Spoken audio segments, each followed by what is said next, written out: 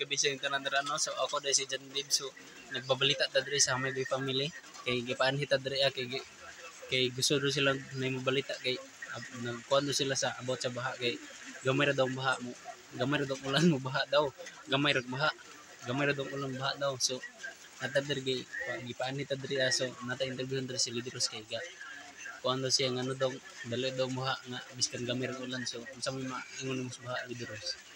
Yung nagpas baha guys is kuan gamay ulan baha dayon. Nganong mo baha ra magdali?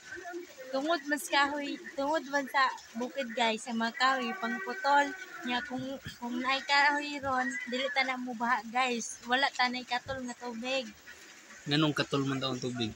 Ang tubig man is naay germs nya ang kaning tubig gikan sa kanal guys. Nya dito bagay mga germs nag ukay-ukay basta mao to. Muga. So moro na musulti karong gabi una. Oh, mao to, salamat.